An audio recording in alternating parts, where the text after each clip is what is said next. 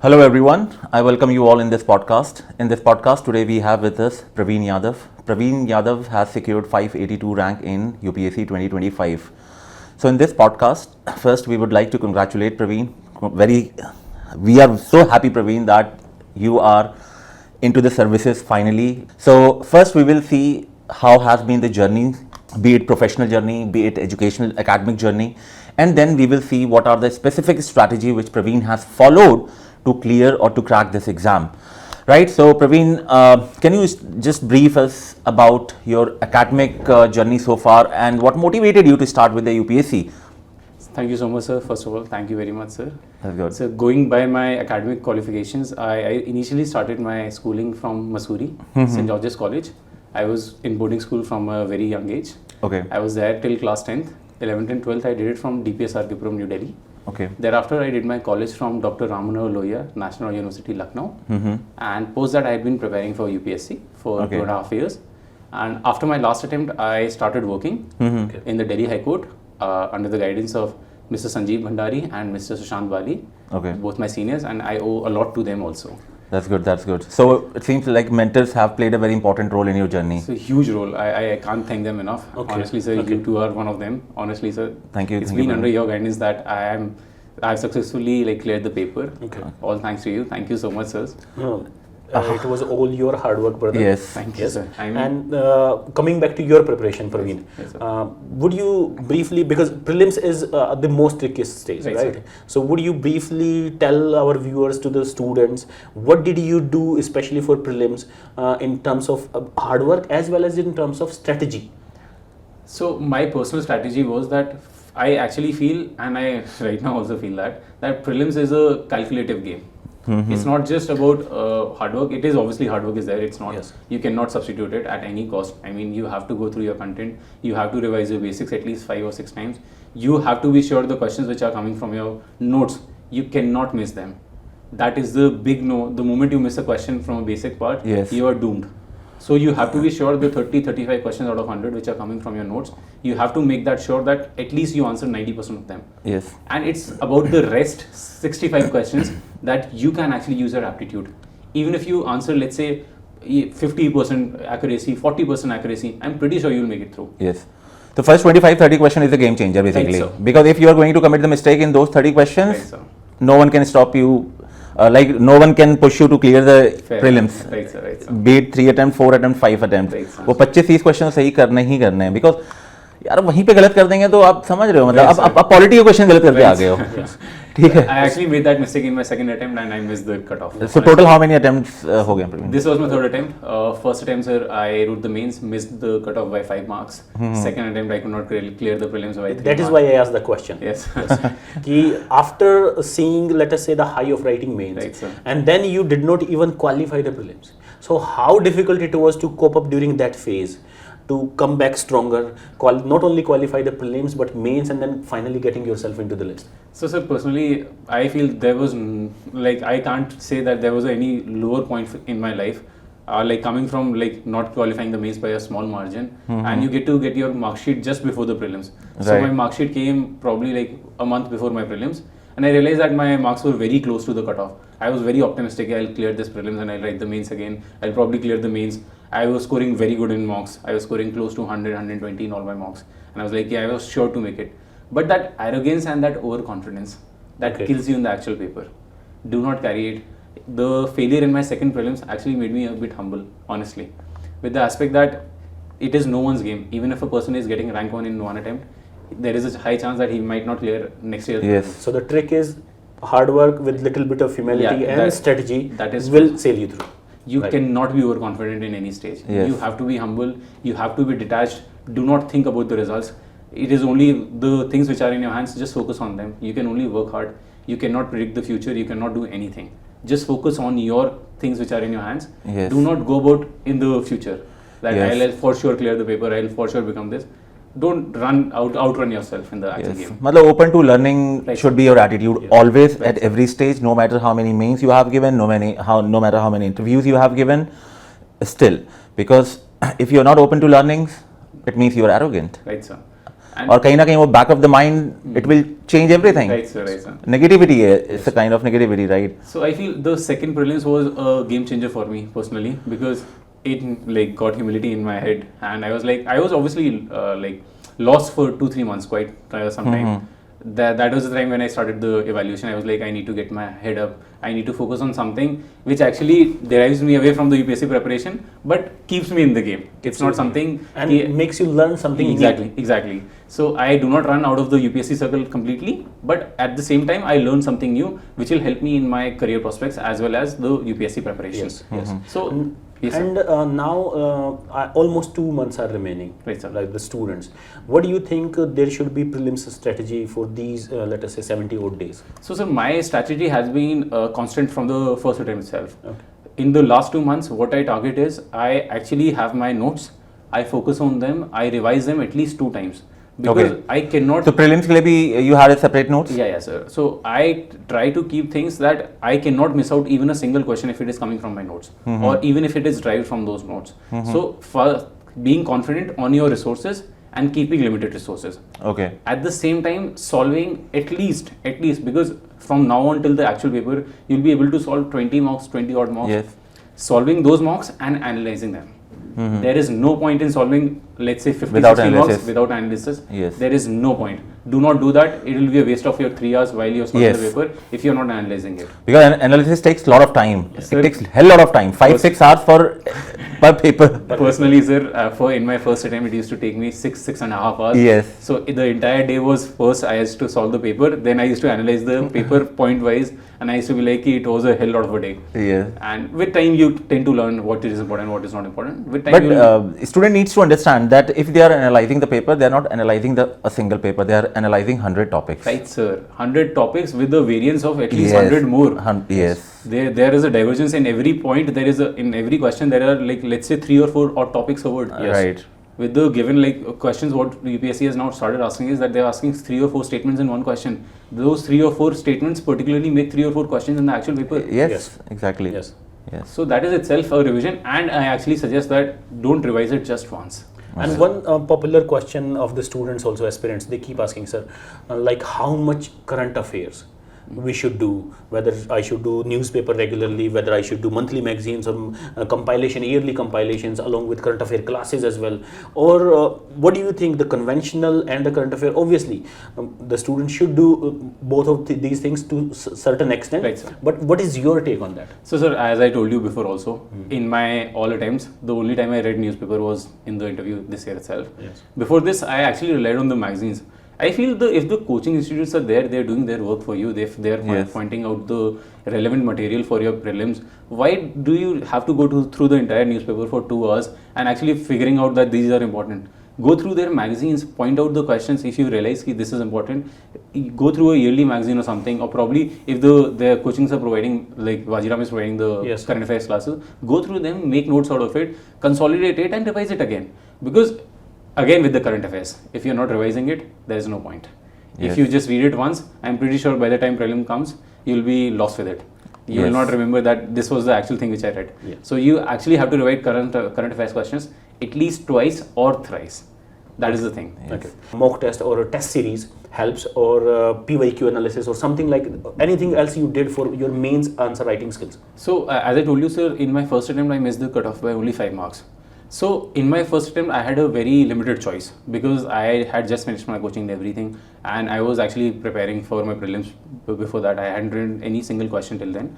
So I had a very limited choice. Either I complete the paper on time and have a chance of clearing the paper, or I focus on the enhancement and do not complete my paper.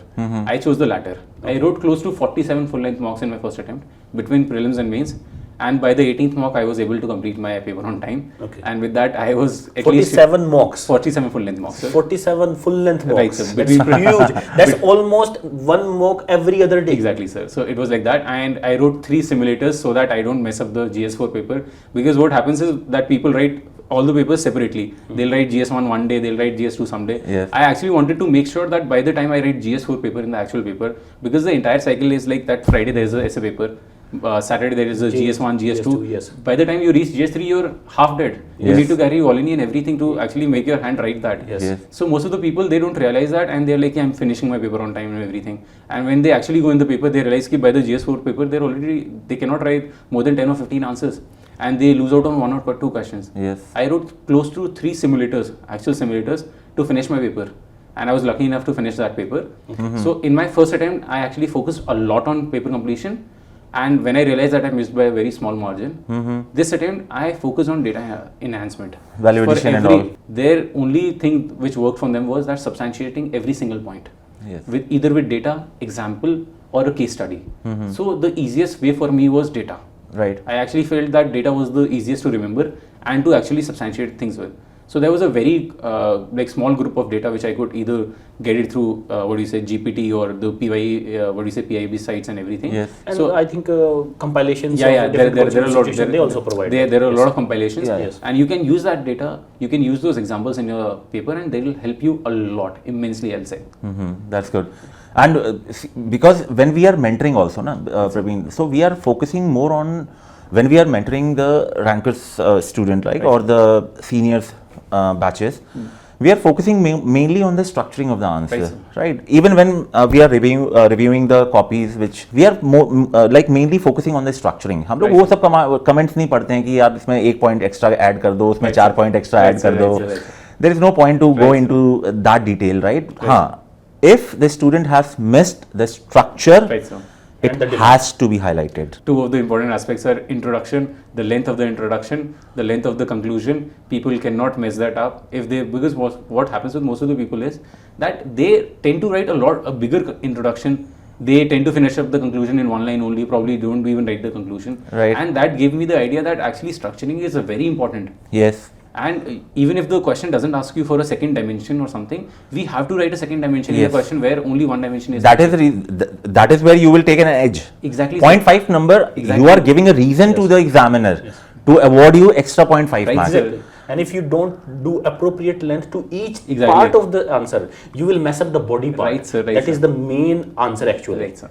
Then there will be either less space or either too much space. So it is more of a mains is a more of a game of show off. Right, sir. And if you are not showing off in the correct manner to the examiner, then obviously you will end up getting less marks. Right, sir. I actually inculcated this in my GS4 paper because. And you scored pretty good in GS4. Yes, sir. I scored 120 in GS4. Oh, wow. That's good. Yeah. So and this year 120 is very good, right? Yes. So apparently I improved a lot from my last year's scores also, and my paper went really well because this time what happened was they asked a lot of questions from a single dimension only. Yes. In a lot of theoretical questions were mainly focusing on 1 dimension.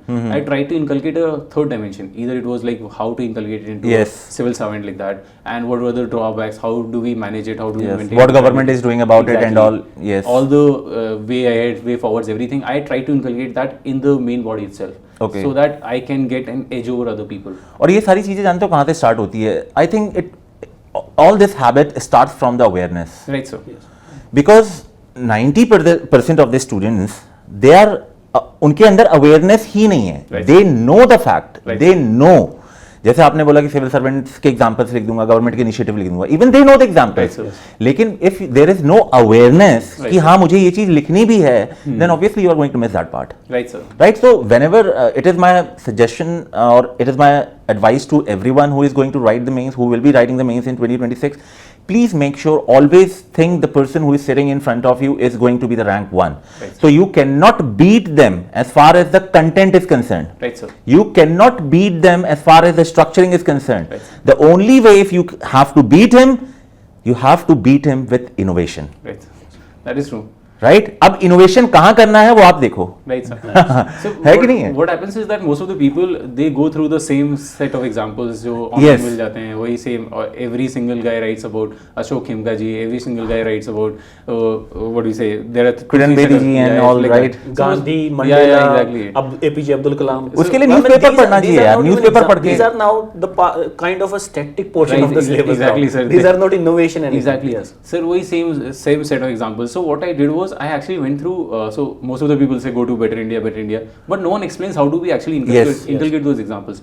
So what I did was I actually made sure that I was always on the social media. I never resigned myself from social media. I never deactivated my account or anything. So wherever, at the end of the day, whenever I used to go to Instagram or something, or Facebook, I followed Better India's page. So every day there used to be some sort of a new, activity or some sort of a new story was there about a random person. Let's say a third unique name. I still remember a lot of names like Pushpa, NK, Anand, Bilotia, like that.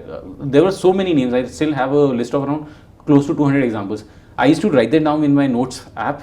I used to revisit them every alternate day. I mugged them up so much that while writing the paper, it was not something that I had to recall. It came instinctively that this is an example which I can actually write in this paper. This is something which is very unique to this. This is unique to this point. I can actually write it. So it was not, I didn't put any pressure on my mind while writing the GS4 paper that I have to think for an example. It came instinctively. And as you pointed out, your case especially is like you did not withdraw from social media. Rather, you use the technology to your own advantage, which I think every student can learn from, because most of the time students are like, sir, I don't use the WhatsApp, I don't use Telegram, I don't use let's say Instagram, okay, I don't use YouTube, right? So you are cutting off from everything else. But there can be a lot of benefit that can be drawn from there. So for me, sir, I actually feel that FOMO, people say that it can be negative, but for me it was also a positive step. That till the time I realized that I also need to do those things after I clear the paper. I need some time of a motivation that I need to actually cross there. If I am seeing people around me who are actually writing prelims, mains every year like that, I am also assuming myself that I will be doing the same. I actually want to get out of the cycle. I want to enjoy my life. I want to go out. I want to see my friends enjoying. I actually want to pursue that. So that was something which helped me a lot, but use it constructively. Even Mukul, I'm not really sure whether you know the Mukul Gaba. He was like the part of, he was a student of Sure Shot program last year, and he was my mentee. So even Mukul used to do the same thing. Mukul के साथ अब जब last time हम लोग ने podcast भी किया था, तो webinars भी कुछ किए थे.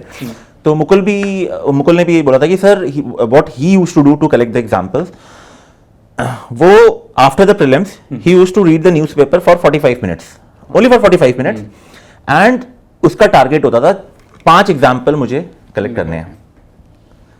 Daily 5 examples. That's it. The moment 5 examples are in my book, close the newspaper and go back to the study. Because there is no point of collecting 100 examples every day if you are not going to use वो example इतने unique होते थे ना, क्योंकि वो example कोई लिख ही नहीं रहा है. जैसे आपने अभी you have spelled out the very unique example name. I'm telling you, even if you want to make up some examples at this spot, you are aware of unique names. You are not aware about common names like Ram, Shyam, Rahul.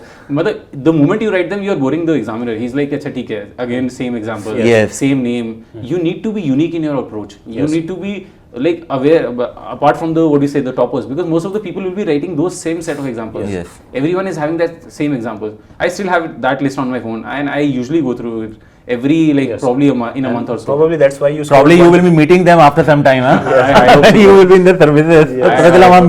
I hope so. I hope so. No, so dumping the examples blindly or collecting it even blindly without having a story itself is not going to help you.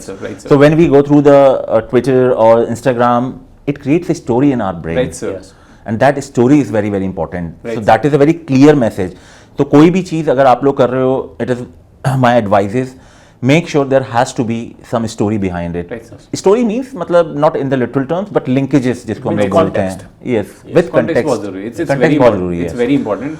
And use social media constructively. I'm promoting it. But you need to be sure that you're not overusing it, so that you are wasting your actual time there. Not overusing it for the wrong reason, for the wrong purpose. Brain rot is also real. Exactly, sir. So personally for me, I used an app, जिसमें there was a particular timer. If I used to cross 5 minutes at a single go, it used to block that particular app for let's say half an hour or 1 hour. So that I was actually focusing on my studies. Okay, that's good. You can tell the name of the app so that I'll have to go through my phone.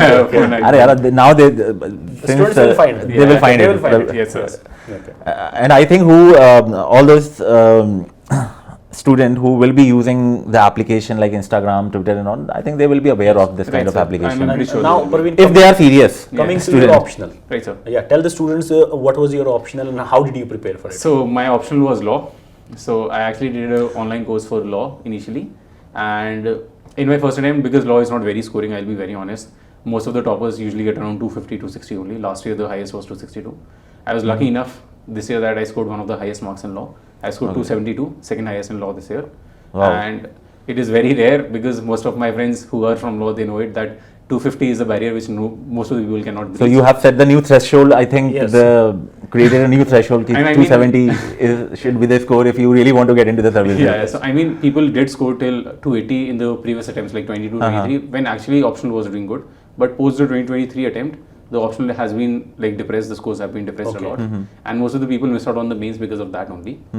So my resources for law were that most of the people must be aware about Kshitij Sharma. He was AIR 58 last year. Okay. So he provided his OneNote notes online. They are very good. Okay. The only source I followed there was his notes, and I owe him a lot. Thank you, sir. Thank you very much. Yes, if you are seeing this podcast by any chance, thank you very much for your notes. You have done a lot for the law optional community. Okay, very good. So we'll make sure that we make a reel out of his name, so that he gets to say it. And yes, definitely. The credit if you have prepared your notes, so please do share among the various groups so that other students, because see, law optional एक ऐसा optional है जिसमें बहुत ज़्यादा जैसे अब PSI आ रहा है, like lot of institutes are providing the courses, but law के लिए there are very limited sources. I think ऐसा है कुछ. The guidance is not that much available. I won't say any quality institute is providing. Very limited. And now the new, because the time when I came, till then only 1 or 2 institutes were providing. No one else was providing any law optional. I'm not aware. Recently, a lot of institutes have started providing law optional. But sir, the content is very limited. I'll be very honest. The content is. डर नहीं लगा? Sir बहुत लगता था कि optional ये ले लिया, कोई बताने वाला ही नहीं है आपको. After my second attempt, I was like कि I'll give my best shot. If it happens, it happens with this option itself. If it doesn't happen, it's all right. I'll do something good in my life. So basically, you had a trust in the subject and obviously the spirit, because this is what I really wanted to convey to all the students जिनको लगता है कि यार मेरा, for example, मेरा PSIR optional है या मेरा ज्योग्राफी ऑप्शनल है या सम टेक्निकल सब्जेक्ट्स हैं, I am not able to score good into that. So when you have the resources, I think you should change the strategy rather than changing the entire optional. आपने अगर 2 साल spend कर दिए हैं, 3 साल spend कर दिए हैं, then you need to think how to realign the strategy. But I think changing the entire optional is not very risky. Yes. Very risky.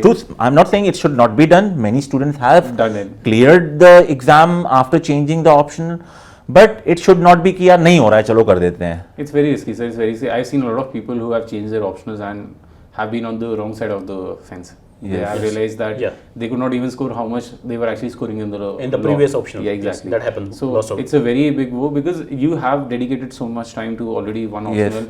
The moment you switch to another, you'll have to build on the foundation first. Then you will build on the content. Yes. It's a step. It's not just something which you do in a day or something. It is a process of 1 or 2 years minimum. First year you lay the foundation, the second year you build up on your content and everything. Yes. So the moment you change your option, you're like scrapping it from the very foundation itself. Yes. So it's a very risky thing. Yes. Also, you are a working professional also, you are a practicing lawyer. Right, sir. So with the profession, with the work, how did you manage your time for the studies? Because there are a lot of people who try to crack this examination along with their job, because either they cannot afford to lose their job or just they need another backup. So what did you do especially to manage the time so that you can crack the exam? So initially, honestly, I like to clarify that I started working after my mains. So most of the part was done, but people who are already into their jobs, they do have time and the capacity to actually work. After your first mains, which you did not clear? No, sir. I actually started working after my second.